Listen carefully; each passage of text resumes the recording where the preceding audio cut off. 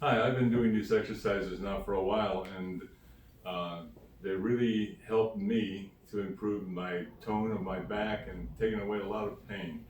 I asked Dr. Shouka to ask him for a cheat sheet so I could remember how to do these exercises, and he suggested let's do a video of them, and then you can just watch the video and do the exercises. So that's what we're doing, and I'm hoping maybe you'll get some benefit like I have.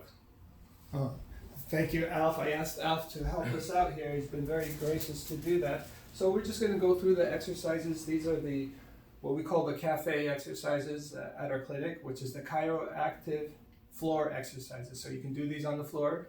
We'll be doing them on the chiropractic bench here. Lie on your stomach first. So this one you're going to start off with your head elevated slightly off the ground. Your hands are in the push-up position, and you're going to be elevating your leg. We're just going to do one leg at a time.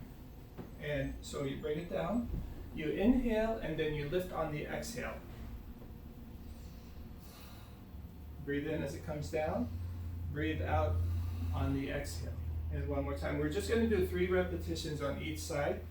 And on your own, you can build up from 5 to 10 repetitions, and then you can do 2 or 3 sets of these exercises. They're very powerful and effective exercises, and they're very safe exercises to do. And exhale as you lift. So inhale, set up, exhale as you lift. Terrific. And then the next one is going to be the arm is going to extend as you breathe in. Breathe in, and then breathe out. The hand stays elevated off the ground the whole time. Beautiful. And so you see how we're strengthening all these postural muscles and we're improving the shoulder mobility. The problem that we all have is the shoulders tend to get tight. The hips tend to get tight. That creates weakness and injuries in the neck and the back. Beautiful. So we just do 3 on each side. Let's do the frog leg now. So we put the leg in the figure 4 position, and that creates a little tension here in the low back. So as Alf does the push-up, he's inducing movement into the low back and creating movement at the hip. This is very, very therapeutic and helpful for the low back. The shoulders want to shrug, so we want to try to avoid that. And they want to distort. We want to try to keep them symmetrical so we get all the movement in the spine. Go ahead and switch to the other leg. Beautiful. So on the inhale, you lift. There you go. You see that? We're creating movement in the spine and in the sacroiliac and the hips. And also, he's not just pushing with his arms, he's actually lifting with his back muscles. Very nice. Now from here, we go to the next step, which is the, go ahead, sit up. We're going to go right into child pose from here. So we get up on our hands and knees, and then we sit back as we breathe in, as much as your body will give you, and you breathe out and you come back to the starting position. Go ahead, breathe in, and breathe out. And so you want to sit back as far as you can. As you get more mobile, you're able to do more. Alf, you're doing great. So we'll do about 3. Now on the cat-cow, let's start with the cat-cow. So as we elevate, so we're depressing here on the exhale, and we inhale on the elevation. Exhale throughout the whole spine. Inhale throughout the whole spine. Beautiful. Okay, so the next one for our cheat sheet here is going to be, we're lifting the leg to the side, and we're lifting it on the exhale. We want to try to keep our arms straight. We don't hold it, we just lift and back down. So we inhale, and then exhale. Inhale, exhale. There we go. Yeah, we breathe in a certain way to help activate the right muscles. Beautiful. Now we're strengthening the low back muscles and the core muscles and creating another type of mobility into the hip.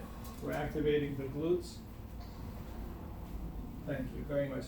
And then the next one is we're going to reach under. We call this elephant.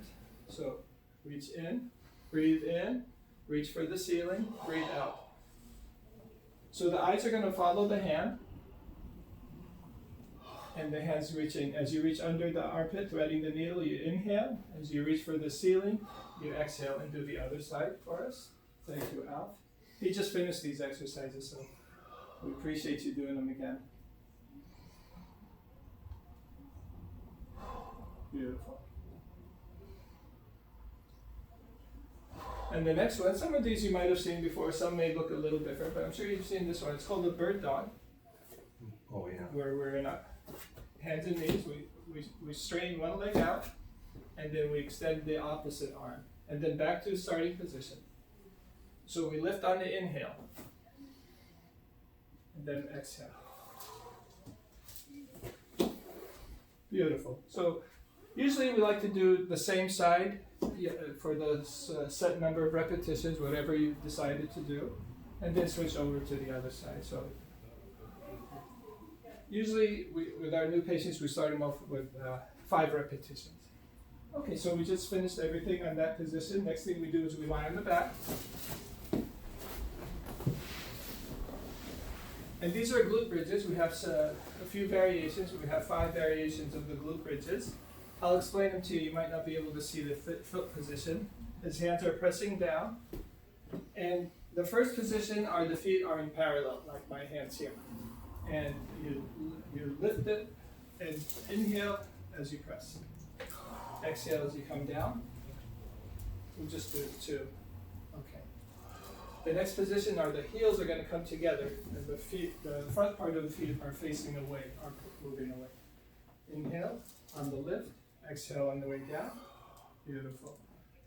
And then the next one's going to be the feet are out. And now we're going to open them up. We're just going to widen that stance. That's going to create another angle for our hips to help us with our hip mobility and the posterior line strength. These are really going to be important for our taking care of our back and also for our athletic abilities.